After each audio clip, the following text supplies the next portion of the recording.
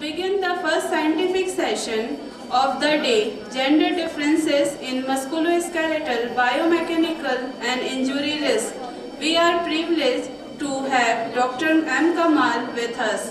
I request our technical committee to please project the introductory slide on the screen.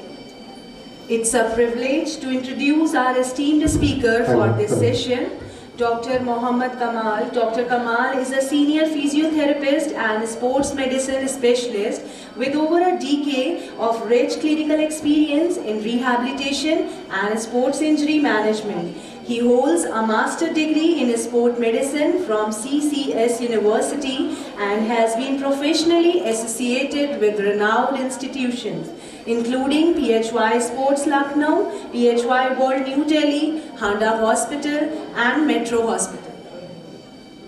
He has received advanced clinical training from AIIMS New Delhi in ICU management, cervical spine rehabilitation and cardiopulmonary investigation, and has actively contributed to stroke rehabilitation and manual therapy programs. Dr. Kamal is also a recipient of multiple academic professional distinctions and has made valuable contribution through community health initiative and workplace ergonomics program for major organizations. We are truly honored to have such an accomplished professional with us today. His session will help us understand how gender-based biochemical differences influence movement, pattern and injury risk, which is highly relevant for healthcare professionals in clinical and preventive settings. We warmly welcome Dr. M. Kamal and request him to kindly begin with his session. Sir, please come. I just want to brief something about myself that I have been practicing for 15 years. I'm a sports medicine gold medalist, but for 10 years we were generally seeing the patients with general conditions. In last 2-3 years, sports have come up in Lucknow. After COVID, people are realizing about their health and all. So today, as our topic is gender differences in musculoskeletal biomechanics and injury. So before I start this thing, I just want to make sure that you can understand what biomechanics is. Biomechanics is something like when you see a car running, so they have everything in place. जब गाड़ी चलती है तो उसके सारी चीज़ें एक alignment में होती हैं. अगर कोई भी एक पार्ट अपनी जगह से मिसअलाइंड हो तो गाड़ी डिसबैलेंस होने लगती है. Same happens with our body also. हमारी बॉडी में बोन्स हैं, मसल्स हैं, लिगामेंट्स हैं, टेंडन्स हैं, फेशिया है. There are multiple things. I think आप मेडिकल स्टूडेंट्स हैं यहाँ पर ज़्यादातर. आई होप हैं, सही है. हाँ, तो थोड़ा बहुत हम लोग उसके बारे में जो बेसिक लेवल पे समझने की कोशिश करेंगे कि वो अलाइनमेंट की जो बात हम कर रहे हैं, बोन्स को होल्ड अप करती है फेशिया और मसल्स उसको बैलेंस आउट करते हैं. तो अगर एक ग्रुप ऑफ मसल टाइट है तो क्या होगा कि बोन्स अपनी जगह से शिफ्ट करने लगते हैं और हमारी बॉडी मिसअलाइंड होती है. दैट कैन कॉज इश्यूज उसके बाद जब पॉस्चर में चेंजेस आते हैं तो हमारी बॉडी में धीरे धीरे कंडीशंस डेवलप होने लगती हैं. कुछ भी जैसे स्कॉलियोसिस आपने सुना होगा, काइफोसिस आपने सुना होगा. अच्छा, अभी तक हम लोग जो असेसमेंट करते थे वो होता ये था कि कोई हमारे पास आता था शोल्डर इश्यूज लेके, तो हम लोग उसके शोल्डर पे ट्रीटमेंट शुरू कर देते थे. कोई लो बैक पेन लेके आता था तो हम लोग लो बैक पेन पे असेसमेंट करके शुरू कर देते थे. या somebody comes up with knee तो हम सिर्फ नी को देख रहे थे. But now what we are realising is कि बॉडी एज अ होल काम करती है. ज़रूरी नहीं है अगर आपका शोल्डर पेन है तो हो सकता है उसका कॉज कहीं दूर बैठा हो, पेल्विस में या एंकल में भी. तो वी हैव टू अंडरस्टैंड. अब यहाँ आज जो हमारा टॉपिक है कि डिफरेंसेस कहाँ आते हैं, कि अगर मेल और फीमेल बॉडी में क्या चांसेस हैं उनके ज़्यादा इंजर्ड होने के. तो पहले तो हमको एनाटॉमी इतना तो क्लियर हो जाएगा कि एनाटॉमी पार्ट में जो बेसिक लेवल की चीज़ें हैं. अब इसमें क्रोमोसोम लेवल पे आप लोगों को पता होगा XX क्रोमोसोम फीमेल की, XY मेल के। रिप्रोडक्टिव ऑर्गन्स में ovaries, fallopian tubes and uterus. Males में testis, epidermis and vas deferens. ये हमारे रिप्रोडक्टिव ऑर्गन्स हो गए। अच्छा, इसमें इंपॉर्टेंट फैक्टर आता है हार्मोन्स का। अभी अब आगे हम लोग इस चीज़ को भी डिस्कस करेंगे। एस्ट्रोजन एंड प्रोजेस्टेरोन फीमेल्स में एंड मेल्स में टेस्टोस्टेरोन। इंजरी में इन हार्मोन्स का बहुत बड़ा रोल है, बिकॉज जो हमारी लिगामेंट्स की स्ट्रेंथ और लैक्सिटी है, जो हमारे लिगामेंट्स हैं वो कितने फ्लेक्सिबल हैं, ये वेरी करता है जेंडर्स में। फीमेल लिगामेंट्स थोड़े ज़्यादा लैक्स होते हैं एज कम्पेयर टू मेल। इसमें हार्मोन्स का भी रोल होता है। Will discuss this. Secondary sexual characters में जो ब्रेस्ट साइज, ब्रेस्ट के प्रेजेंस हो गए और वाइडर हिप्स। इतना एनाटॉमी में आप लोग ने भी पढ़ा होगा कि the hips, the female hips are more wider as compare to the male, just to conceive the baby, to place that thing. अब उसकी वजह से जो एनाटॉमी चेंज होती है, तो कुछ इंजरीज हैं जिसके लिए female are more prone to that. Again will discuss in future further. Fat distribution की बात करें तो female body has a more subcutaneous fat और मेल बॉडी में विसरल फैट ज़्यादा होता है। जैसे कि हमारे ऑर्गन्स के ऊपर जो फैट की लेयरिंग है वो ज़्यादा होती है, और फीमेल बॉडी में सबक्यूटेनियस फैट जो होता है वो ज़्यादा होता है। अब इसमें कुछ पॉइंट्स और भी हैं कि फीमेल बॉडी में वाटर रिटेंशन बहुत होता है। अब उसका भी एक चैनल्स हैं, लिम्फेटिक चैनल्स हैं, जिनकी ब्लॉकेज की वजह से वाटर रिटेंशन शुरू हो सकता है, या हमारी एनाटॉमी की वजह से भी इसमें चीज़ें स्टार्ट हो सकती हैं। अच्छा, जैसे हम लोग ने पहले डिस्कस किया था about the wider pelvic in female. अब इसमें होता क्या है कि जब हमारा पेल्विस वाइड होता है तो जो hip joint to knee joint का एक रेंज बनता है, जहाँ पर क्यू एंगल एक होता है, वो बढ़ा हुआ होता है। तो फीमेल्स के लेग्स जो हैं वो वेल्गस में ज़्यादा जाते हैं। आई थिंक ये टर्म्स आप लोगों को क्लियर हो रहे हैं? Should I explain it more? Yes और नो? ओके। अच्छा, कुछ किसी को कुछ डाउट हुआ? आई जस्ट वांट, आप लोग should not be a one way conversation. कुछ हो तो just raise your hand and will discuss that thing, ठीक है? नाउ फीमोरल एंगल, जो क्यू एंगल की हम बात कर रहे थे, जॉइंट लैक्सिटी की बात कर रहे थे, जो फीमेल्स में ज्यादा होती है, इस वजह से वो इंजरी प्रोन ज्यादा होते हैं, ठीक? मसल मास डिस्ट्रीब्यूशन का भी डिफरेंस। यहाँ टेस्टोस्टेरोन की हम बात कर रहे थे। टेस्टोस्टेरोन हेल्प द मसल की जो डेंसिटी होती है, उसकी वजह से टेस्टोस्टेरोन की मेल्स में मसल गर्थ ज्यादा होगी as compare to the female body.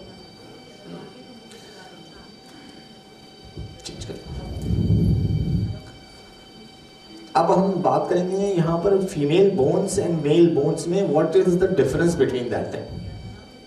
First thing, generally they are smaller females में, और मेल्स में जनरली लार्जर। अब जनरली इसलिए यूज किया गया कि जेनेटिक फैक्टर्स दे कम इन, कि जहाँ पर जेनेटिक्स चेंज होते हैं वहाँ पर कुछ लोग की हाइट ज़्यादा मिल जाएगी हमको, कुछ की कम मिल जाएगी, but in average we talk about, then we have larger bones in females. Female bones are more rounded. Rounded in the sense कि उनकी laxity ज़्यादा होती है, इस वजह से they are more rounded.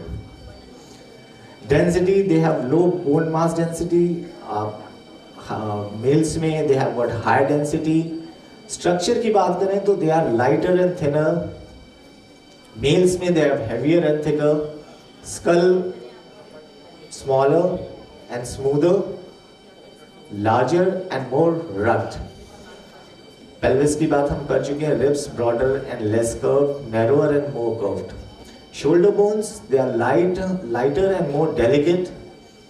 In males, they are more heavier and robust. अच्छा, hip bone is wider and less dense, narrower and denser. तो यहाँ हम लोग, इसलिए मैंने कहा कि दो वॉलंटियर्स आ रहे हैं कि we should be able to understand and I should be able to explain you. देखो, थियोरेटिकल पार्ट एक हो गया, जहाँ पर आप बुक में you will get everything, when you read those things तो आपको वहाँ मिलेगा ये सारी चीज़ें।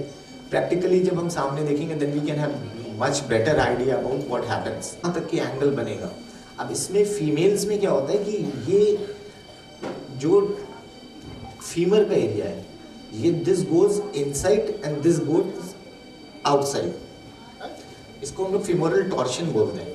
जस्ट बिकॉज ऑफ दैट यहाँ पर इनके जब लैंड करते हैं, ये लैंडिंग होती है जैसे रनिंग कर रहे हैं हम कुछ, तो पैर इस तरफ जाने के चांसेस ज़्यादा हो जाते हैं। हल्का सा फिक्स दिस, हल्का सा अंदर इधर व्हेन दे लैंड, तो यू विल फाइंड आर्थराइटिस के केसेस फीमेल्स में ज़्यादा मिलते हैं as compare to the males. अब इसमें क्या है कि ये इट्स नथिंग बिकॉज कि उनकी लाइफस्टाइल की बात नहीं हो रही है, यहाँ उनकी हम जेंडर डिफरेंस की बात कर रहे हैं कि उनकी जो बायोमैकेनिक्स है वो चेंज है। मेल्स के कंपेयर में हम बात करेंगे, ये पोर्शन ब्रॉडर मिलेगा मेल्स में as compare to the female, ये थोड़ा सा डेंसर मिलेगा। तो इनके जो फीमेल बॉडी होगी वो हैमस्ट्रिंग डोमिनेंट होगी, मेल बॉडी क्वाड्रिसेप डोमिनेंट होगी। इनका फ्रंट का हिस्सा ज़्यादा स्ट्रांग होगा, यहाँ डोमिनेंसी हैमस्ट्रिंग की ज़्यादा मिलेगी। Thank you. अभी कार्य खोल लोगे, change this. Now we were talking about hormonal effect. So testosterone जैसे हम बात कर रहे थे मेल्स में, it promotes the protein synthesis and it inhibits the protein breakdown and increase muscle mass and strength.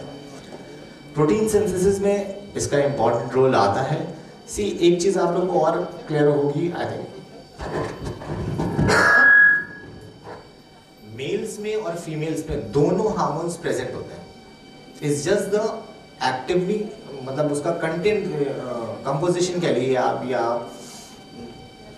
आपको उसका परसेंटेज कह लीजिए उसको, ऐसे कि जो डोमिनेंट साइड होती है कि टेस्ट मेल्स में फीमेल हार्मोन्स भी होते हैं बट वो सप्रेसिव रहते हैं। जब मेल्स में ये हार्मोन्स बढ़ जाएंगे, अगर सपोज कर लिए कुछ ऑल्टरेशन आता है किसी जेनेटिक फैक्टर की वजह से या एनवायरमेंटल इश्यूज की वजह से, देन सेकेंडरी कैरेक्टरिस्टिक्स जो हैं वो चेंज होने लगते हैं मेल्स में भी। गेटिंग, अगर टेस्टोस्टेरोन फीमेल में बढ़ जाएगा तो उनकी जेनेटिक्स में और उनकी एनाटॉमी में चेंजेस आएंगे, उनकी आवाज़ भारी होने लगेगी, they will have more facial hairs, तो ये सारी चीज़ें उसमें आने लगेंगी। अच्छा, estrogen, when we talk about estrogen, it ensures the ligament laxity. तो what we are earlier talking about कि लिगामेंट फ्लेक्सिबल होते हैं, लैक्स होते हैं। अब लैक्सिटी से क्या होता है कि, अच्छा before I get into this I just say कि आप इसको ऐसे समझिए कि जो बोन्स है हमारी, हर ऑर्गन का अपना एक फंक्शन होगा। बोन्स हमारे बिल्डिंग ब्लॉक्स हैं, मसल्स हमें मूवमेंट प्रोवाइड करते हैं, जो लिगामेंट्स हैं वो स्टेबलाइजर्स हैं, दे स्टेबलाइज द जॉइंट्स। तो if the ligaments are weak तो लैक्सिटी बढ़ेगी, वहां डिसलोकेशन के चांसेस बढ़ेंगे, वेयर एंड टियर बढ़ेगा। तो this is why when we talk about female are more prone to osteoarthritis, तो बिकॉज लैक्सिटी ज़्यादा है तो जॉइंट का डिजेनरेशन जल्दी होने लगता है। ठीक है, अब tendon stiffness, tendons, am I clear? Tendon, हाँ ठीक है चलो। टेंडन्स क्या होते हैं कि muscle they end up when they joint at the bone, that those are tendons. Tendons थोड़े से स्टिफ हो जाते हैं बिकॉज ऑफ द हार्मोन्स। अच्छा, मसल रिकवरी की बात करें, टेस्टोस्टेरोन के साथ क्या होता है कि muscle recovery it's a little fast as compare to in testosterone. ठीक है,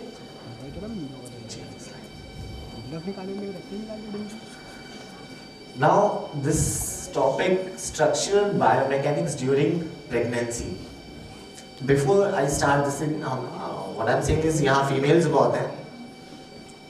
एक मिसकंसेप्शन जो बहुत होता है कि डिलीवरी के बाद लोअर बैक पेन बन जाता है, एंड इट इज थॉट कि वो जो नीडल लगा था उस नीडल की वजह से हमारे लोअर बैक पे पेन बना हुआ है। और ये एक मिथ बना हुआ है बहुत पहले से कि वो जो एनेस्थीसिया दिया गया था उसका पेन अभी है। It's a small needle, it goes in, comes out. तो नीडल की वजह से तो पेन नहीं होगा, first thing. Before going into this, we have to understand the centre of gravity. Centre of gravity एक ऐसी इमेजिनरी लाइन जो हमारे बॉडी के कुछ पार्ट से हम ऐसे इमेजिनरी लाइन पास होती है, इट बैलेंसेस। व्हाट हैपेंस, ये बॉटल है, इसकी सेंटर ऑफ ग्रेविटी बीच में रहेगी तो ये स्टेबल रहेगी। अगर ये सेंटर ऑफ ग्रेविटी से बाहर गई तो बॉटल फॉल करेगी, ठीक है। अब अगर बॉटल इस तरह फॉल कर रही है, कोई दूसरी फोर्स इसको काउंटर करेगी तभी ये सीधी रह पाएगी, ये ज्यादा काम करेगी, ठीक है। लाइन ऑफ ग्रेविटी जो पास होती है वो हमारे मैस्टोइड प्रोसेस से, फिर शोल्डर के टिप से, फिर आपके इलियक क्रेस्ट से, नी जॉइंट के पास से, इधर साइड लाइन से पास होती है। अब प्रेगनेंसी में चेंजेस क्या आते हैं कि जैसे जेस्टेशन शुरू होता है और a period of time, weight front में आना शुरू होता है। अब उस वेट को काउंटर करने के लिए what we have to do is we have to ensure कि हम एक अपोजिट फोर्स वापस देते हैं कि just to balance it out. Female volunteer चाहिए।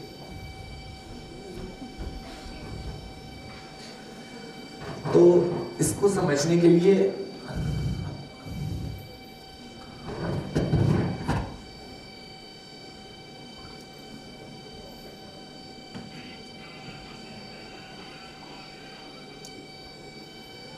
जस्ट इमेजिन जैसे हम ऐसे हम साइड लाइन में खड़े हो रहे हैं कि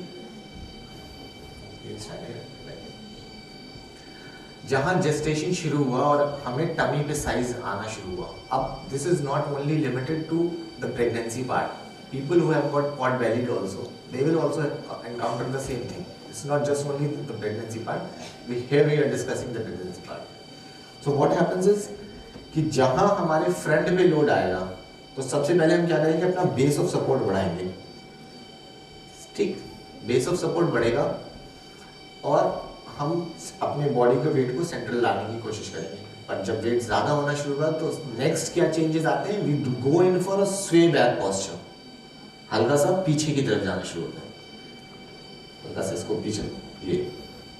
अब now what happens when she is going back, she is contracting the lumbar muscles. अब कोई भी इंसान अगर इस पोजीशन से इस पीछे बेटा एक्सेप्ट करो, ऐसे हल्का सा, ये तो शी इज डूइंग मोर, हल्का सा अगर ये वापस आ रहा है तो व्हाट हैपेंस, हम ये मसल्स की शॉर्टनिंग होना शुरू हो जाती है, ठीक। अब नाउ वॉक विद दिस, थोड़ा सा वॉक करो इसमें, इसी पोस्चर पे, वाइडर बेस पे, पैर और ओपन करके। So what happens when she walks, like last trimesters आते आते वॉक पैटर्न पूरा स्वे बैक हो जाता है, ये मसल पूरा शॉर्ट हो जाता है and the person walks like this. The moment the day of the delivery is there, a day before that the person is walking like this. जैसे ही वहां से वो बेबी आउट हुआ, ये चीज खाली हो गया, suddenly the body wants to come forward, you know. अब what has happened during this phase of like last 3-4 months, you have shortened these muscles. आपने इन मसल्स को छोटा कर रखा है। Now suddenly the muscles open up and the body wants to come up. तो muscle won't allow this thing. तो एक हमें बैक में स्ट्रेच आना शुरू होता है।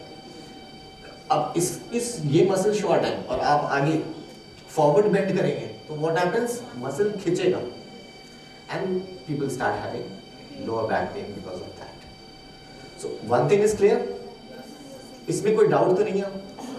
ये again we are talking about the biomechanics of this thing कि क्या चेंजेस आते हैं ये मसल की शॉर्टनिंग और इसको हम, अच्छा ये तो एक पार्ट हो गया। ये हो गया कि डिलीवरी के नेक्स्ट डे से हमारी ये मसल खींचना शुरू हुई। उसके बाद बच्चे की नैपिंग, फीडिंग, इन सब के भी एर्गोनॉमिक पोजीशंस होते हैं कि उसको किस तरह से फीड कराया जाएगा, किस तरह से, लाइक ये मसल शॉर्टेंड है और अभी इसकी इलॉन्गेशन हुआ नहीं है and you try to bend and nappy the child. What happens, you will get back pain with that. तो वो पेन एसोसिएटेड रहता है. Now what happens, how to come out of all those things. Next slide. See, यहाँ पर हमने वही चीज जो भी हम लोग डिस्कस कर रहे थे कि सेंटर ऑफ ग्रेविटी आगे की तरफ आ जाती है. You have got a stretched muscle down here. You have tight, shortened lumbar muscles. जिसकी बात अभी हम लोग कर रहे थे पोस्चर में कि शॉर्ट हो जाती है, टाइट लंबर मसल्स. यहाँ पर काइफोसिस डेवलप कर रहा है बिकॉज आपका पोस्चर, सिटिंग पोस्चर में इसलिए बोला जाता है कि एक वेज 45 डिग्री का लगा करके द फीमेल शुड रेस्ट, क्योंकि आप आगे इसको काउंटर करते हो. अगेन ये बायोमैकेनिक्स के चेंजेस में ही आएगा. ये कुछ पॉइंट्स हैं. Tight and shortened cervical muscles, stretch weakened thoracic muscles, increase lordosis and kyphosis. Lumbar area पे लॉर्डोसिस होगा और थोरैसिक एरिया पे लंबर ये एरिया, थोरैसिक ये. कोई टर्मिनोलॉजी में कोई कंफ्यूजन तो नहीं बेटा? Anything? Anyone wants to ask something, they can raise the hand. If not, then we'll have question answer sessions after that. Okay? Now what happens? You have got a stretched weak leg muscle. You have, अच्छा, coming up to this hyperextended knee. What is a hyperextended knee? अब post delivery कुछ चीजें बढ़ना शुरू होती हैं कि जहां पर this is your normal stance, the knee is goes back like this. This is hyperextended. This is the normal. This is hyperextended. Okay? ये चेंजेस आते हैं just to counter this weight. जो यहाँ पर वेट आया और आप डे टू डे एक्टिविटी कर रहे हैं, बॉडी क्या कहेगी? बॉडी की टेंडेंसी क्या होगी? यहाँ पर वेट है कि वो आगे गिरे. फॉरवर्ड इस तरफ वेट है तो उसकी टेंडेंसी कि वो आगे की तरफ गिरेगी. इसको काउंटर करने के लिए these muscles are tightening. To stabilize these muscles are tightening. तो ये छोटे छोटे जो चेंजेस हैं, फीट पे प्रेशर बढ़ेगा. So you'll have flat feet, you'll have hyperextended knees, you'll have stretched and weakened leg muscles. ये तो एक आपको उस पीरियड के टाइम की हम लोग बात कर रहे हैं. आप लोगों ने प्रोग्राम सुने होंगे antenatal and postnatal programs. Antenatal का काम क्या है? एंटीनेटल जो प्रोग्राम्स हैं वो आपकी ब्रीदिंग्स पे काम करते हैं. वो आपकी मसल्स को प्रिपेयर करते हैं कि बिफोर यू कंसीव. यहाँ पर भी वो कॉन्सेप्ट धीरे धीरे डेवलप हो रहा है कि before you conceive you should have strong abdominal muscles, you should have breathing capacity should be maintained.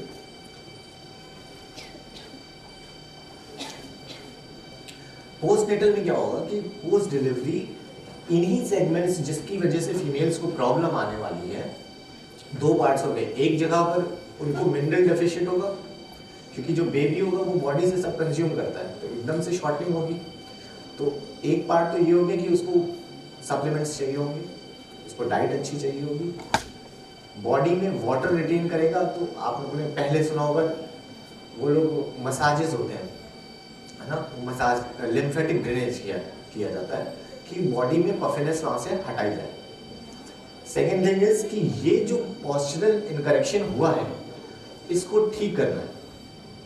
There comes the role of the postnatal things, जहाँ पर आपको मसल की स्ट्रेचिंग करानी है, उसकी लिम्फेटिक्स कराने हैं, and then comes the strengthening part. तो strengthening is like before strengthening you have to release these muscles.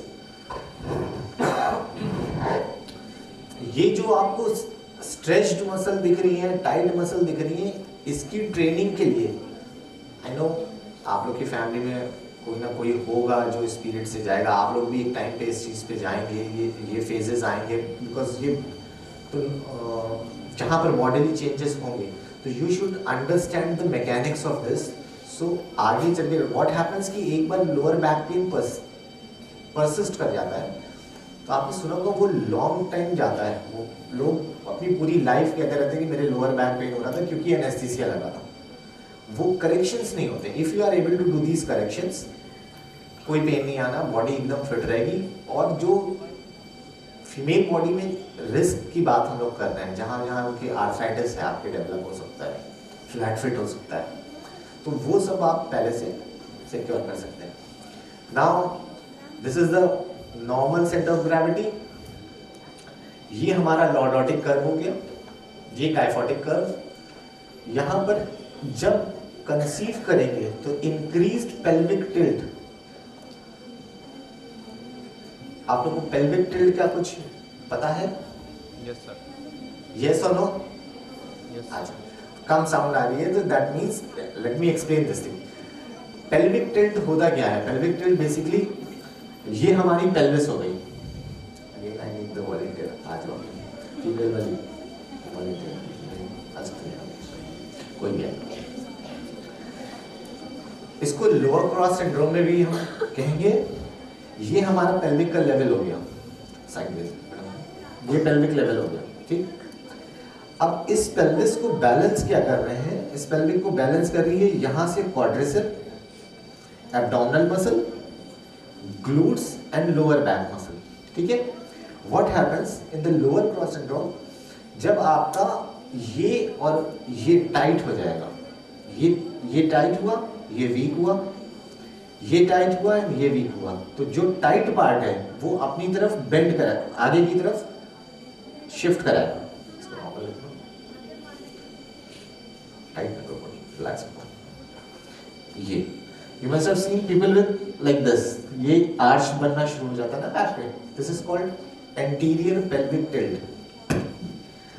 अब इसमें क्या होता है कि this happens because of weakness of this area and this area, tightening of these muscles and these muscles. Again comes to the same thing कि delivery के फौरन बाद सडनली बॉडी कोशिश करेगी नॉर्मलाइज होने की, और ये मसल्स आपको अलाउ नहीं करेंगे। Then comes the pain part कि वो बॉडी में पेन है, एवरीथिंग। Next slide. अब now comes the part like testing of injuries, injury risk differences, high risk in females, anterior cruciate ligament की बात है, patellofemoral pain syndrome, stress fractures। Again anterior जो common injuries की हम बात कर रहे हैं, anterior cruciate injury, anterior cruciate ligament की injury, ये laxity of the ligament because of the hormones। Second is patellofemoral pain syndrome. What happens? We talked about the Q angles. The जो Q angle females का होता है, वो यहाँ से जो ये नी तक के एंगल बन रहा है वो ज़्यादा होता है as compared to the males. This leads to pressure at patella. You all know? पता ना? तो patella के जो ऊपर वाला जो हिस्सा है उसको प्री पेटेलर वाला एरिया हो गया। Underneath the patella, what happens कि उस एरिया में जो पेटेला की लॉकिंग हो जाती है और पेटेला रब करता है, तो फीमेल्स में नी, और ये यंगर एज में ज्यादा मिलेगा आपको, जो टीन एज में पेटेलोफीमोरल सिंड्रोम ज्यादा डेवलप करता मिलेगा। Second is, third is stress fracture. अब यहाँ जो बोन डेंसिटी है फीमेल की वो थोड़ी स्लाइटली लोअर होती है as compare to the males. तो बिकॉज ऑफ दैट अगर कोई हाई इम्पैक्ट, सपोज आप कहीं से जंप करते हो और आपकी बोन डेंसिटी लो है, तो chances of stress fracture happening. Older age में क्या होता है कि आफ्टर मेनोपॉज जब हमारी बॉडी में हार्मोन्स चेंज होते हैं तब ऑस्टियोपोरोसिस पेसअप हो जाता है। उस केस में क्या होता है, कई बार आप खड़े खड़े, कुछ केसेस हमने देखे हैं ऐसे भी, कुछ नहीं है, बैठ के उठ के खड़े हुए बॉडी वेट पड़ा और टिबिया फ्रैक्चर हो गई, मतलब उसमें कोई हिस्ट्री नहीं कि वो कहीं गिरे या कुछ हुआ, सिर्फ खड़े एंड बोन डेंसिटी लो थी। हैपेंस विद या तो यंगर एज में अगर आपकी बोन डेंसिटी कम है देन, और अगर आपका मेनोपॉज के बाद ऑस्टियोपोरोसिस एनहांस है, बीएमडी लो है, कैल्शियम लो है, the chances of stress fracture. Now risk in males, muscle strains, basically hamstring और groin पे ज़्यादा है। What happens? Muscles, जो भी हम लोग ने बात करी थी density of the muscles, male की में टेस्टोस्टेरोन की वजह से उनकी मसल डेंसिटी हाई होती है, फीमेल फ्लेक्सिबल ज़्यादा है, तो व्हाट हैपेंस कि वहाँ पर उनको स्ट्रेन आने के चांसेस ज़्यादा हो जाते हैं, या अगर कोई भी वर्क कर रहे हैं तो वहाँ पर जो मसल है वो जल्दी स्पाज्म में चले जाते हैं, ब्रेकडाउन बहुत तेज होता है, ठीक है। Next is contact related injuries. ये अगेन ये कॉन्टैक्ट रिलेटेड इंजरीज ये जनरल कैटेगरी की बात हो रही है, जहाँ पर आउटडोर एक्टिविटीज ज़्यादा कर रहे हैं, जंपिंग, जो रिगिंग ज़्यादा हो रही है, तो वहाँ पर कॉन्टैक्ट इंजरी होना फीमेल्स में that's common.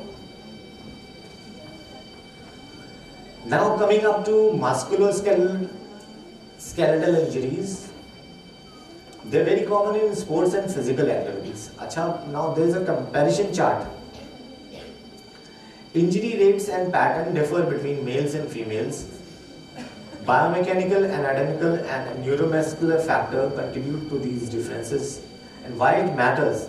Understanding gender-specific biomechanics help improve injury prevention and training design. Now, like in the bone, when we were discussing about the bone, जब हम पहले पढ़ रहे थे ना bone के बारे में, the female bones are lighter, the male bones are denser. तो concussions are 4 times higher in females than males in soccer. ACL tear 2.4 times higher in females than males playing basketball. Now men's की बात करें, men's they have high rate of sudden cardiac death at any sport. अब यहाँ पर जो fight and flight mode का भी role है, और दूसरा थोड़े से जेनेटिक्स का भी रोल है कि जो cardiac death support in sports common है. Now knee injuries account for the largest proportion of severe injuries. Males में कॉन्टैक्ट इंजरीज के चांसेस ज़्यादा हैं, ठीक है. फीमेल्स में डीजेनरेटिव इंजरीज और मेल्स में कॉन्टैक्ट इंजरी, जहाँ पर वो सडन लग गए, लड़ गए, भिड़ गए, तो वो वाली चीज़ है, ठीक है. The lower extremity is the most common injury in females. Most sprains in football occurs in the lateral ankle and MCL and ACL of the knee. अच्छा, फीमेल्स में एंकल इंजरी, अगर हम खाली इंजरी स्पोर्ट्स की बात करें तो वो एक अलग पार्ट होगी. ये स्पोर्ट्स की बात हो रही है कि लोअर एक्सट्रीमिटी में जहाँ पर हमारे एंकल के ऊपर के एरिया जो है ना, ये सबसे ज़्यादा कॉमन होता है. और मेल्स में क्या होता है, जो हम लोगों ने बात की थी, they have got stiff muscles, denser muscles, तो वहाँ लिगामेंट पे इम्पैक्ट उनके एंकल पे ज़्यादा आता है.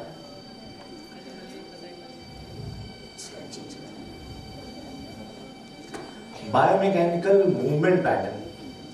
Observe differences. Female exhibit greater knee valgus during landing, reduced hip flexion during cutting task. तो greater valgus during landing, जो अभी हम लोग बात कर रहे थे, तो because of the patellofemoral angle, उनकी जो landing होगी, landing के टाइम पे what happens, this comes in a little in the females. ये चीज़ जब land कर रहा है तो ये हल्का सा इस पोजीशन पे land करता है.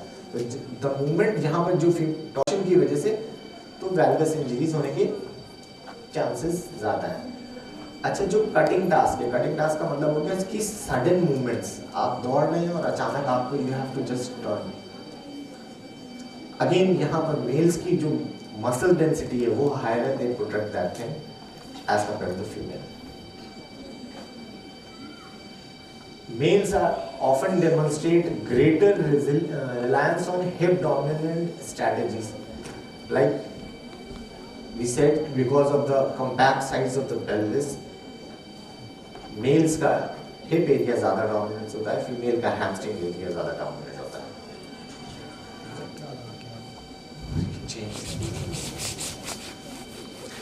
Now अभी हम लोग बार-बार ligament और ACL की बात कर रहे थे कि नॉर्मली क्या होता है कि female have 2 to 8 times higher ACL injury risk. Contributing factors में आएगा नी वैल्गस की mechanics, neuromuscular control and anatomical alignment. See what I was trying to explain this thing कि आपने ऑस्टियोआर्थराइटिस के जो केसेस देखे होंगे जनरली, व्हाट हैपेंस, उनका मीडियल साइड जो होता है वो कंप्रेस दिखता है ज़्यादातर। अब दिस हैपेंस बिकॉज जो हमारी फोर्सेस हैं, एक फोर्स जो वेल्विस में क्या आ रही है कि जब when you standing it's going in, तो जो लेटरल साइड है इस पे प्रेशर हमारा ज़्यादा बढ़ जाता है बिकॉज ऑफ द टॉर्शन। तो because of that it happens. Change the slide. Now, neuromuscular control and differences. Key factors: muscle activation timing differs by sex. अब यहाँ पर हम बात कर रहे हैं कि हमारे response timing, again जो contraction है, वो muscle का contraction है, जो anatomy same है दोनों की, जो reaction time में ये दोनों genders में change मिलता है। Females may show quadriceps dominance, delayed hamstring activation. Why this matters? Reduced dynamic knee stability, increase anterior tibial translation. See, हमारे ब्रेन का जो पार्ट है, जो जैसे हम लोग स्पोर्ट्स एथलीट्स को एड्रेस करते हैं, एक हमेशा हमारा डोमिनेंट साइड होता है, ठीक है? Let us do a activity first of all. Now what I want you all to participate in this, make a triangle with your hand like this, ठीक है? बन रहा है सबका? Everyone. और इस एंगल्स को डिस्टेंस पे रखना और इसमें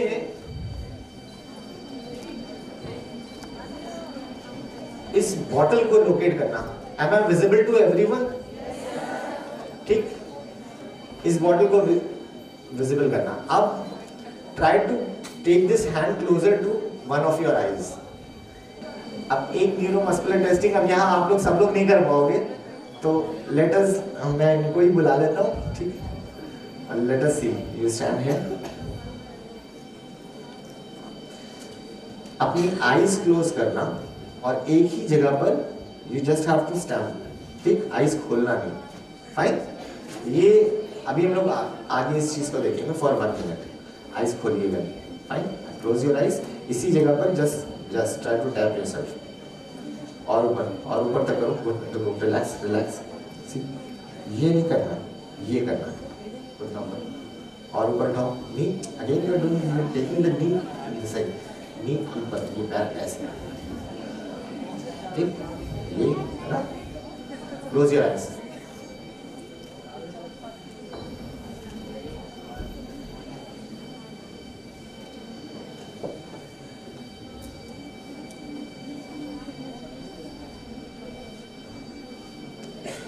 You also perform the same thing. Close your eyes. Don't open the eyes.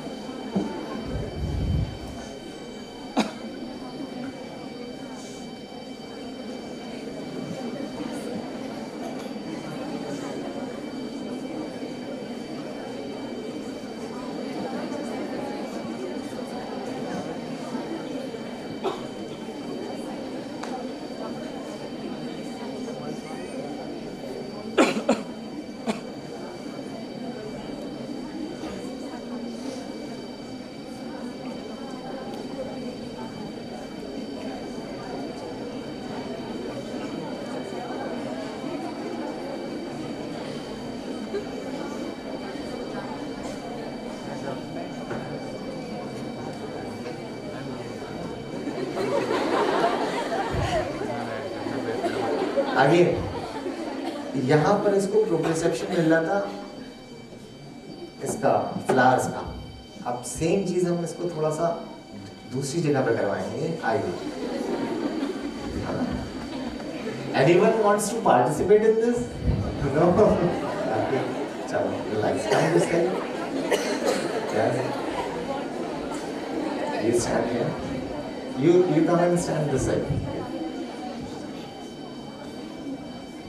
Come.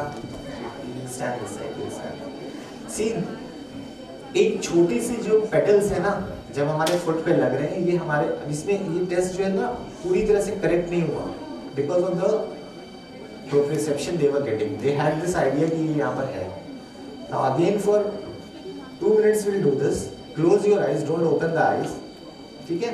And what I want is you close the eyes and just take the legs up and you just have to stand at one place and do this. ठीक?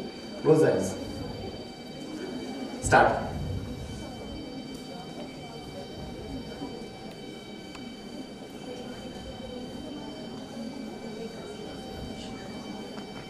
I've started the speaker, timer.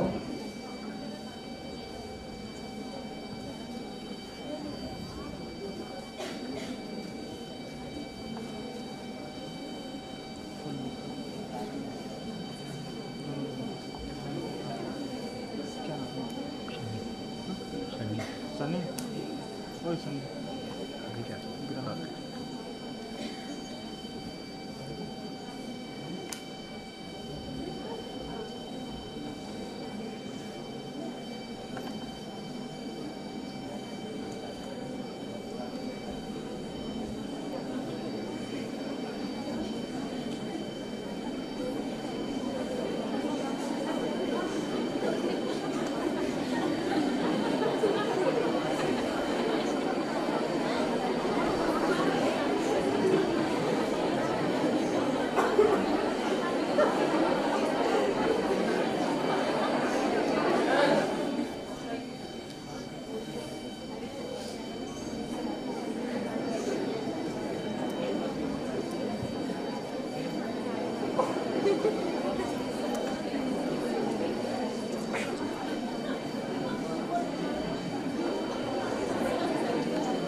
Stop. Here we are getting two things. Now he is walking straight from his path. तो एक चीज तो ये कि जो central nervous system से जो हमें कनेक्ट आ रहा है वो दोनों तरफ बाइलेटरल आ रहा है. With her case, her right side is more dominant and more reflexive. तो अगर सबकॉन्शियस वे में she is running और अगर ये कुछ सोच के नहीं चल रही तो बॉडी की टेंडेंसी है कि बॉडी इस तरफ जाएगी. If she is walking fast, if you are walking slow, see this is no abnormality I am telling you. ये सबके साथ होता है. आप लोग अब पता चल गया तो हो सकता है थोड़ा सा कॉन्शियस हो जाए, पर अगर आप आइज क्लोज करेंगे तो जो साइड हमारी डोमिनेंट होगी हमारी बॉडी इस तरफ जाएगी. इन दिस केस हमें जो हमें साइंस मिल रहे हैं कि जो सिग्नलिंग है वो बायलेटरल आ रही है, इधर राइट साइड डोमिनेंट आ रही है. अब this happens in sports also. Like जब हम लोग असेसमेंट करते हैं एथलीट का, हर स्पोर्ट्स की अपनी एक बायोमैकेनिक्स है. तो उस बायोमैकेनिक्स में क्या है कि उस हिसाब से thank you please clap for the athlete.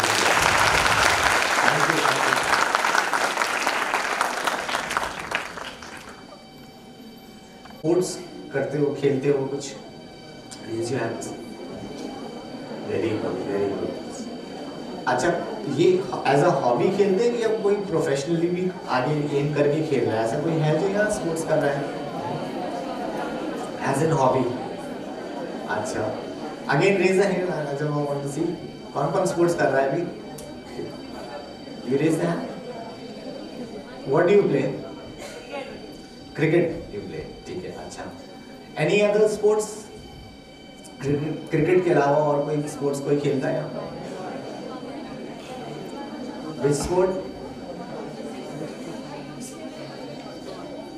Can you pass down what she's saying?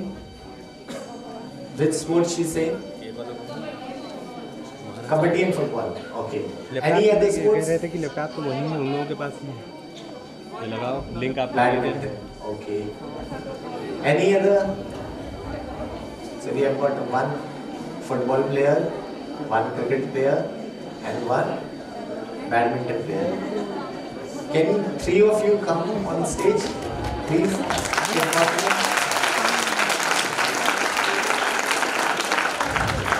और आपके पास ले लेता हूँ. तो both are right eye dominant. Relax. आप राइट हैंडेड प्लेयर हो या लेफ्ट हैंडेड प्लेयर हो? आप अब ये राइट हैंडेड प्लेयर है, ये लेफ्ट हैंडेड प्लेयर है, और इनका राइट साइड, दोनों का राइट साइड डोमिनेंट है ना? नहीं, आईज जो हम सिग्नलिंग की बात कर रहे हैं, जो सिग्नल्स हैं दोनों के राइट साइड आ रहे हैं, but one player is right and one player is left. ठीक. अब व्हाट हैपेंस कि जो बायोमैकेनिक्स चेंजेस होते हैं, जो प्लेइंग स्टाइल होगा जो एथलीट का, वो कहाँ चेंज हो जाएगा कि right side dominant, right handed and left eye dominant, left handed and right eye dominant. Cricket में स्टांस क्या है, कैसे खड़े होते हो आप? ऐसे. आप इधर आइए, आप इधर आइए, ऐसे. अब दोनों की राइट आई डोमिनेंट है. प्लेयर एक लेफ्ट हैंडेड है और एक राइट हैंडेड है. उसी स्टांस पे आइए, उसी पोजीशन पे आइए. जब बॉल को रिसीव करना होगा, पैर आगे बढ़ा करके बॉल को ड्राइव के लिए जाओ. ठीक. अब इनकी राइट आई डोमिनेंट है, राइट प्लेयर है, तो इनका हेड हल्का सा इधर होगा. You go this side. इनका हेड हल्का सा आउट होगा. तो सी व्हाट हैपेंस कि जो हमारी डोमिनेंसी है, जो रिफ्लेक्स, जो हमारा एक राइट हैंडेड है, left handed, that is another thing, जो सिग्नलिंग आईज के थ्रू आ रही है, क्योंकि हमारा हेड कंट्रोल जो होता है किसी भी स्पोर्ट्स में, वो बहुत इंपॉर्टेंट होता है. अगर हमारा हेड कंट्रोल जिस साइड पे है, अगर कंट्रोल्ड है, तो चीजें हमें बेटर होने लगती है. बैडमिंटन कौन खेलता है? आप आइए. You are right handed player और left handed player? Right handed player. और you are right eye dominant, left eye dominant. अब she is a right handed player, left eye dominant. अब अगर she wants to receive the cup, वहां पर shuttle जो आ रही है आपकी, तो व्हाट हैपेंस, जो आपका हेड पोजीशन होगा, you go in that position. जैसे आप स्मैश के लिए जा रहे हो, हाँ, ऐसे. अब फर्स्ट थिंग जो, अगर हम लोग इनके साथ मैं बायोमैकेनिक्स की बात करूं, तो यू हैव टू ऐसे, you don't have to go smash like this. पहले तो बॉडी ऐसे हो, ठीक, उधर टर्न करो, ठीक, हाथ ऊपर, ये तो मेन स्मैश करिए. Now important factor what comes in कि उस शटल को रिसीव कहाँ पर करना है. Stand there, face this thing. अब you are left eye dominant. Now if she wants to, shuttle को वो यहाँ रिसीव करती है, तो what happens, she is left eye dominant, she will not able to take this thing, मतलब shuttle को सही से नहीं ले पाएंगे. तो when she is taking this, जहां पर वो पॉइंट ऑफ कांटेक्ट होगा शटल का इस रैकेट से, उस टाइम जो हेड पोजीशन होगी, वो अगर इस, जैसे सपोज करो मैं बताता हूँ, आप ऐसे खड़े हो, आप राइट साइडेड हो, लेफ्ट आई डोमिनेंट हो, आपने शटल को यहाँ पर रिसीव किया अगर, तो आपको सही से दिखेगा नहीं, because you are left eye dominant. To receive this thing, what I have to do, हमें अपने नेक हेड को इस पोजीशन तक लाना होगा, यहाँ पर रिसीव करने के लिए. You getting? तब हम उसका पॉइंट ऑफ कांटेक्ट सही से बना पाएंगे, तब हम रैकेट की जिस पोजीशन पे चाहेंगे वहां पर हिट कर पाएंगे. तो when you are taking this shuttle like this, तो जो हिट करेगा, तो वो आपका नेक पोजीशन इंपॉर्टेंट हो जाएगा, खेल, मतलब आप एफिकेसी बढ़ाने के लिए. आप लोग कोई प्रोफेशनल स्पोर्ट, सॉरी, आप लोग अभी प्रोफेशनल स्पोर्ट नहीं खेल रहे हो, तो you don't have this idea कि जब आप एनहांस करने के लिए, जो प्रोफेशनल एथलीट्स हैं अगर वो खेलते हैं, तो वो उनका हैंड आई कोऑर्डिनेशन, एक वर्ड सुना है ना, हैंड आई कोऑर्डिनेशन. तो हैंड आई कोऑर्डिनेशन का मतलब हो गया कि आपकी वो डोमिनेंट आई उस हैंड के लेवल पे आए. Okay, you said football. अच्छा, शी प्लेज फुटबॉल और जैसे अभी हम लोगों ने पहले डिस्कस किया फुटबॉल का, you are right eye dominant और left eye dominant? Right dominant and right leg. Okay, so again if she wants to kick the ball, अब जो हेड पोजीशन है the ball when the ball lands up here, या अगर long ball आ रही है, आपने देखा होगा कि जैसे इधर से किक आया और मैं वापस दौड़ रहा हूँ इस डायरेक्शन में, तो मैं इस साइड देखूंगा या इस साइड से देखूंगा? फाइन, अगर मैं इस डायरेक्शन में बॉल इधर से आ रहा है और मैं यूं जा रहा हूँ, तो either I will see like this और I will see like this. If she is watching the ball from the left side, तो ये बॉल के साथ कोऑर्डिनेट नहीं कर पाएगी. If she is watching it from the right side, she will be able to coordinate with the ball. This is hand-eye coordination and dominancy, eye dominancy. लिए इसको थोड़ा सा स्टडी करना, it's a very interesting topic. ठीक है? Thank you all. Thank you.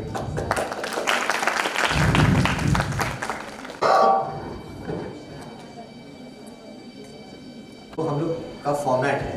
What we assess is, we assess the shoulder. Now, when you are watching him, कौन से shoulder up है, कौन सा डाउन है? Say, which one is right or left? Which shoulder is down? Right is down. Left is down. Okay. Which shoulder is down? Anybody from this side? Any guess which shoulder is down? Left. Which shoulder is down? This is down. So when we assess the mechanics of someone, what happens is this shoulder is down, and I am not able to show you this up. He is standing with his right leg a little further up than the left one. You come. Please come. Please come. Normal खड़े हो जैसे कि अभी आपने सही कर लिया अपने आप को. हाँ, आइज क्लोज करो, वॉक करो, स्टैटिक वॉक लो ऐसे, स्टेप आइज क्लोज रखना, बस रिलैक्स.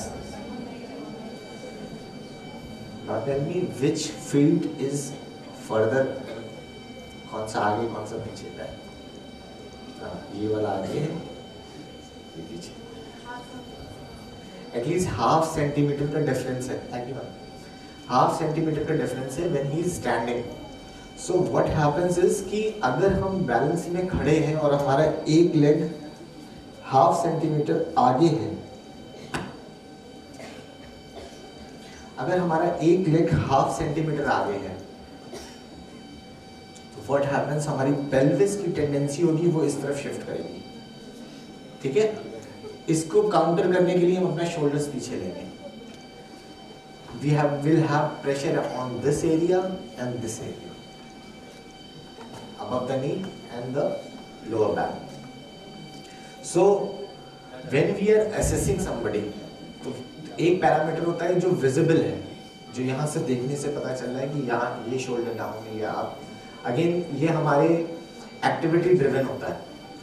दूसरा पार्ट हो गया जो हमारा न्यूरोमस्कुलर था, जो हम लोग कोऑर्डिनेशन की बात कर रहे थे इससे पहले.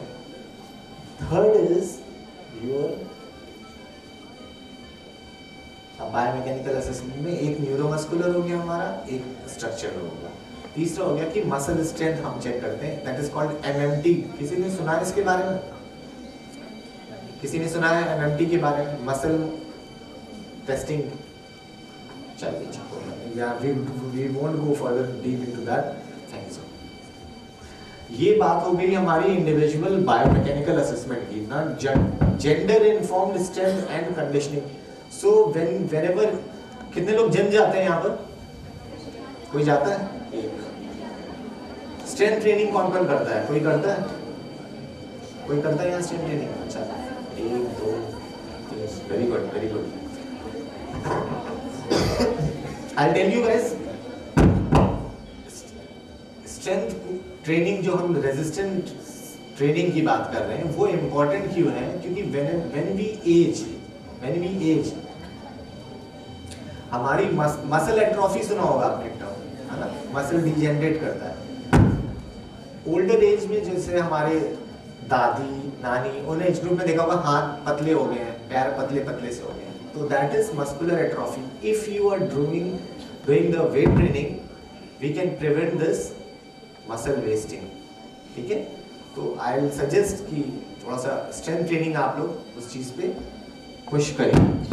Now what happens, what I was trying to discuss is कि whenever you are training gender informed strength and conditioning, एक प्रोटोकॉल मेल और फीमेल के लिए कॉमन नहीं हो सकता। तो जो ट्रेनिंग होगी, जो आप अपनी स्ट्रेंथ की ट्रेनिंग करेंगे, तो जो मेल्स की ट्रेनिंग और फीमेल्स की होगी उसमें हमको वेरियस फैक्टर्स देखने पड़ते हैं, उसके अकॉर्डिंग हम ट्रेनिंग करते हैं, ठीक है? तो एक सिंपल सी लाइन ये है कि there should not be a one format for both the genders, ठीक? Monitoring fatigue and recovery. अब फटीग की बात करते हैं। आप लोगों ने सुना होगा कि क्रैम्प्स आ जाते हैं। कितने लोग हैं जिनको क्रैम्प्स आते हैं? बहुत ज्यादा। कितने लोग ऐसे हैं जिनको सोते में क्रैम्प्स आ जाते हैं, पैर की उंगलियां चढ़ जाती हैं, हाथ खिंच गया, मैं क्लास खड़ा हो गया। Okay, so relax. अब हम बात करेंगे क्रैम्प क्यों आता है। क्रैम्प आएगा इधर जो मसल रिएक्ट करता है, जब मसल रिएक्ट करता है बिकॉज वहाँ पर सॉल्ट एंड शुगर हमारा कम हो रहा हो या कोई बॉडी में मिनरल डेफिशिएंसी हो रही है, ठीक है? तो जितने लोगों ने अभी हाथ किया था, रिकवरी में इस चीज़ का ध्यान रखिएगा, आपका vitamin D3, vitamin B12 and magnesium, ये 3 चीज़ अपने चेक कराइए, ठीक? और इस चीज़ पे you can have better of this. अब स्टिफनेस के बहुत से और डिटेल कॉजेज हैं कि अभी हम सिर्फ रिकवरी है कि मसल फटीग एंड रिकवरी। तो ये मसल फटीग होता कैसे? Either because of over training और because of some mineral deficiency out there, fine?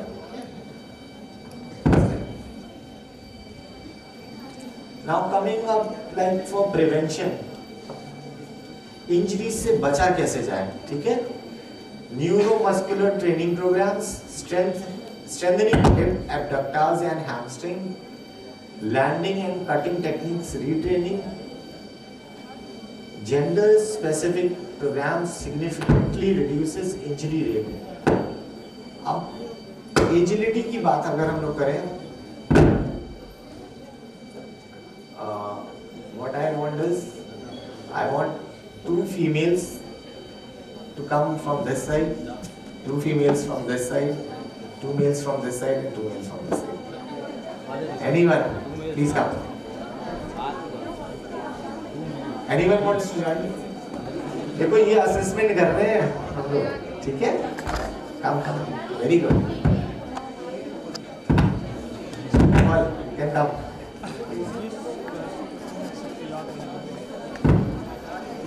Can come. Up here. Take the shoes off.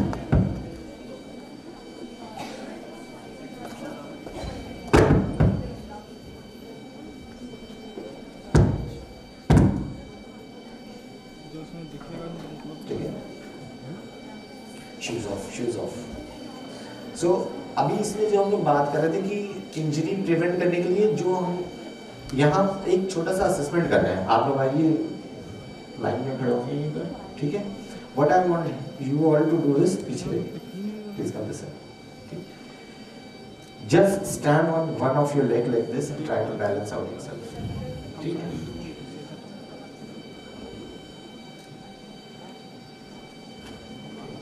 नहीं नॉर्मल लेग्स थोड़ा सा higher,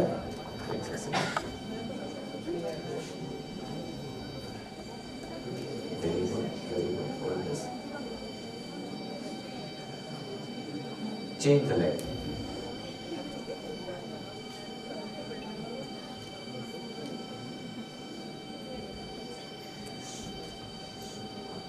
so you're feeling the shaking of the muscle? Actually, I did legs yesterday. अच्छा, that's why it is coming. Okay. Bas, stop. What I want to understand is which side was easier? Right was easy. Which was easy? Left. How many says the right easier? How many says the left easier? Left. Okay. So when we are saying left easier, what do you mean by left easier? बताइए पहले. Left, that you are standing on the right side and lifting up on the left side. This was easier. एक gate pattern आप लोगों ने देखा होगा. ये अभी हम लोग जो टेस्ट कर रहे थे, हम gluteus medius, have you ever heard? Gluteus medius एक मसल होता है हिप पे यहाँ पर. ग्लूटियस मीडियस का काम क्या है कि जब हम खड़े होते हैं और अपना ये पैर उठाते हैं, इस साइड का ग्लूटियस मीडियस बैलेंस करता है इस पेल्विस को. अगर ग्लूटियस मीडियस इधर का वीक होगा तो व्हाट हैपेंस, जैसे ही आप लेग उठाओगे ये पेल्विक ड्रॉप करेगा. आप लोग ने देखा होगा कॉलोनीज में, फैमिलीज में, few ladies they walk like this. Have you seen? So ladies जो चल रही है वो हल्का हल्का सा ये वाला portion. So what is happening, they think it is their knee problem. उनको लगता है उनके घुटने में इश्यूज आ रखे हैं. Okay, but issue is something else. What is happening is कि when they want to lift this leg, उनका gluteus medius weak है. तो जहाँ ये इस साइड का gluteus weak है, जैसे ही वो पैर उठता है, this dips. So they have a walk pattern like this, and we think the issue is in the knee. You get it? तो अभी हम लोग यहाँ टेस्ट कर रहे थे gluteus medius. अब gluteus medius कितने लोगों को लेफ्ट पे लग रहा था it was easier?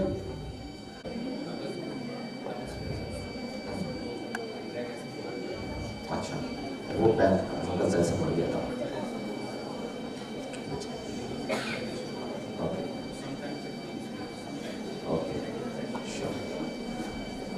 Okay, what he is saying is कि ये स्टेयर्स से उतर रहा था और इसका एंकल टर्न कर गया और एंकल में इंजरी हुई. उसके बाद pain has gone but sometimes it comes back. ज़्यादा गया था, ठीक है. अच्छा, व्हाट वी सेड, उसको वो जो कोऑर्डिनेशन की बात हम कर रहे थे कि वो जज नहीं कर पाया, जो जहां हम जज नहीं कर पाते. एक फैक्टर हो गया हमारा न्यूरोमस्कुलर, एक मसल वीकनेस हो सकती है. अब नाउ कमिंग अप फीमेल्स में एक जो हमारे पास रीसेंट केसेस आते हैं, I will discuss with that, कि उनको हाई हील्स पहनते वक्त वो हील ट्विस्ट कर गया. How many girls you all have this thing? किसके किसके ट्विस्ट हुए हैं हील्स में? अच्छा, ये बड़ा कॉमन हमारे पास केसेस आते थे. So I tell you one thing कि ट्विस्टिंग इज वन पार्ट. जहां पर वो ट्विस्ट हो गया, लिगामेंट ट्विस्ट होने के बाद अगर उसका प्रॉपर केयर, मल्टीफैक्टोरियल की बात हम क्यों कर रहे हैं? क्योंकि ईदर द न्यूरोमस्कुलर कंट्रोल आपका उस सैंडल पे कंट्रोल नहीं था, तब हो सकता है, या जिस सरफेस पे आप वॉक कर रहे थे वो सरफेस अनइवन था, you are not able to balance out those things. तो एक इंजरी के फैक्टर्स बहुत से होते हैं, we have to find out those factors. अच्छा, अभी कुछ बच्चों ने हाथ खड़ा किया था कि दे हैड एंकल ट्विस्टेड. किसने किया था? फिर से किसका एंकल ट्विस्ट हुआ था? ठीक हो गया क्या सबका?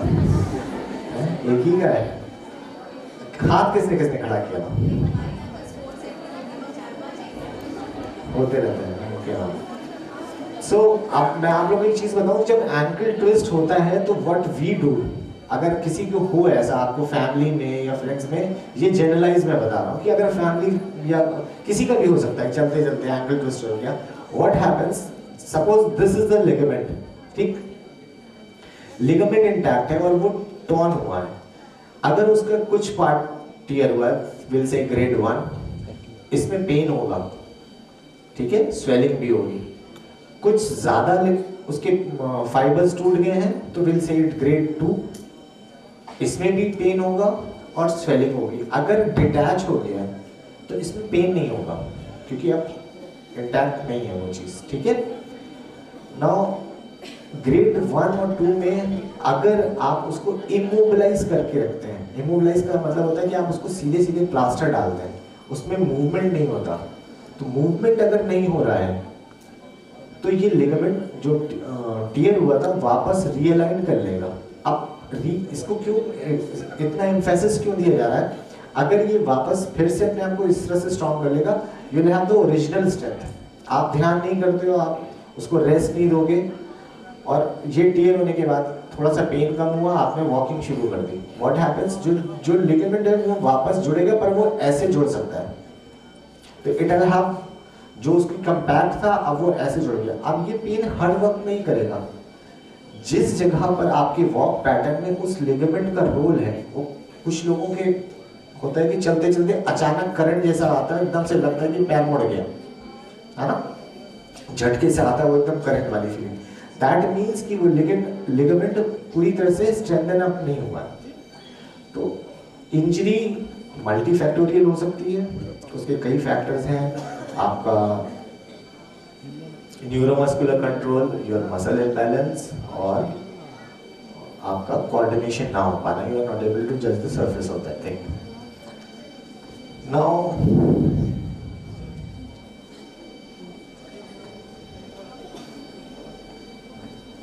coming up to the last point, like targeted prevention strategies improve outcomes. जो prevention strategies हैं, राइस के बारे में किसी ने सुना? What is it? What does R stand for? I. C. E. Elevation. Okay, very good.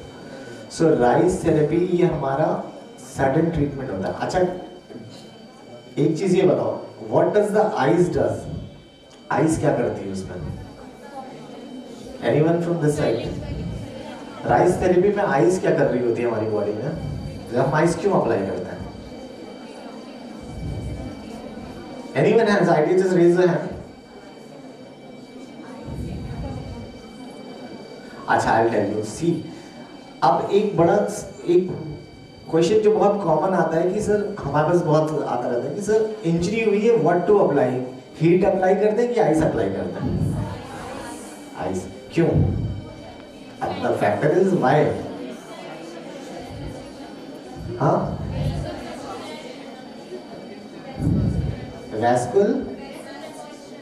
Vascular restriction, vasoconstriction, okay, and vasodilation. किसने बोला था vasoconstriction and vasodilation? Raise the hand. किसने बोला था? अच्छा, जस्ट जिसने भी बोला था सही बोला था, इतना पैनिक ना करो। सी व्हाट हैपेंस, जब हमें इंजरी होती है तो बॉडी का रिस्पॉन्स क्या होता है कि सबसे पहले वहां पर इन्फ्लेमेशन आता है।